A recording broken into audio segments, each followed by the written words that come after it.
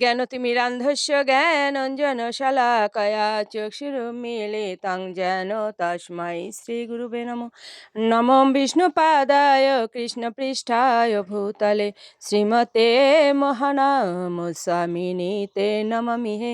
বাঞ্ছাকল্পতরুভ্যশ্চ কৃপা সিন্ধুপায়েব চ পতিতানাং পাবনেভ্যো বৈষ্ণবেভ্যো নমো নমঃ।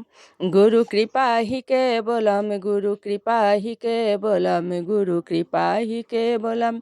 ओम श्री परमात्मने नमः। ओम श्रीमद् भगवते श्री गीताय नमः। नारायणं नमस्कृत्य नरं चैव नरोत्तमं देवीं सरस्वतीं व्यासं ततो जयमुदीरयेत्। मूकं करोति वाचालं पङ्गुं लङ्घयते गिरिं यत्कृपा तमहं वन्दे परमानन्दमाधवम्। ओम नमो भगवते वासुदेवाय, ओम नमो भगवते वासुदेवाय, ओम नमो भगवते वासुदेवाय। श्रीमद् भागवते श्री गीताय नमः, श्री गीताय नमः, श्री गीताय नमः। श्रीमद् भगवद गीता व अष्टम अध्याय अक्षर ब्रह्मयोग श्लोक संख्या 24। अग्नि ज्योति अहो शुक्ल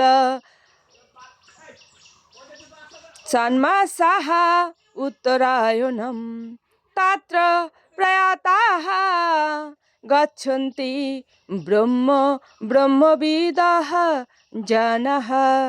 অনুবাদ, ব্রহ্মবিদ পুরুষগণ অগ্নি জ্যোতি শুভ দিন শুক্লপক্ষে ও 6 মাস উত্তরায়ণকালে দেহ ত্যাগ করলে তার ব্রহ্মলাভ দেহ ত্যাগ করলে তিনি ব্রহ্মলাভ করেন। তাৎপর্য: অগ্নিজ্যোতি, দিন, পক্ষ আদির উল্লেখ থেকে জানা যায় যে এই সকলের এক একজন বিশেষ অধিষ্ঠাতা দেবতা আছেন যারা আত্মার গতিপথ নিয়ন্ত্রণ করেন। মৃত্যুর সময়ে মন জীবাত্মাকে নবজীবনের পথে এগিয়ে নিয়ে যায়। দৈবক্রমে অথবা সাধনার প্রভাবে এই শ্লোকে বর্ণিত সময়ে দেহ ত্যাগ করলে নির্বিশেষ ব্রহ্মজ্যোতি প্রাপ্ত হওয়া যায়। উত্তম যোগী তার ইচ্ছা অনুসারে কোনো বিশেষ স্থানে কোনো বিশেষ সময়ে দেহ ত্যাগ করতে পারেন। অন্য কোনো মানুষের সেই নিয়ন্ত্রণ সামর্থ্য নেই।